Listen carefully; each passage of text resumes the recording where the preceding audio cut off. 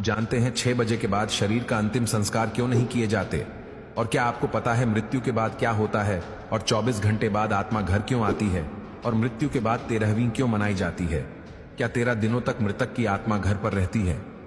Number 1, मौत से कुछ घंटे पहले इंसान के पैरों के नीचे से और सोल चक्र डिस्कनेक्ट हो जाते हैं।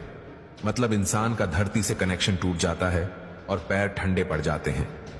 नंबर 2, मरने के बाद इंसान का उसका संपूर्ण जीवन जन्म से लेकर मृत्यु तक फ्लैशबैक की तरह स्पीड से दिखता है। अकॉर्डिंग टू साइंस ये सपना लगभग 7 मिनट का होता है।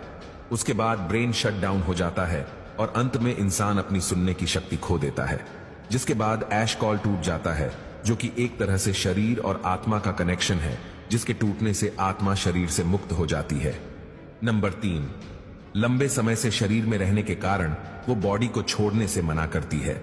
वो फिर से बॉडी में प्रवेश करने की काफी कोशिश करती है, लेकिन वो असफल रहती है। जैसे हमारे लिए किसी की मृत्यु को स्वीकार करना मुश्किल होता है, वैसे ही आत्मा भी शरीर की मृत्यु को मानने से इनकार करती है। नंबर 4, शरीर छोड़ने के बाद आत्मा बॉडी के 15 फीट ऊपर हवा में तैर रही होती है। वो अपने परिजनों को रोता हुआ देखती है। उसके बारे में बोले गए शब्दों से किसी शोर की तरह सुनाई देते हैं। नंबर 5, हिंदू ग्रंथों के अनुसार रात के समय अंतिम संस्कार नहीं किया जाता। उसे सूर्य देव की पहली किरण के बाद ही जलाया जाता है।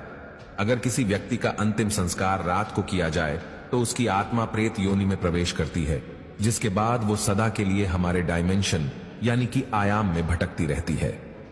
नंबर 6, मृत्यु के बाद शव को एक पल के लिए भी अकेला नहीं छोड़ा जाता। अगर शव को रात भर घर में रखा जाए तो संपूर्ण परिजन रात भर शव के पास जागते हैं।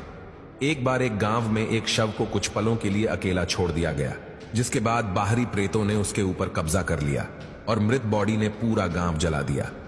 गांव में हनुमान जी का एक मंदिर था।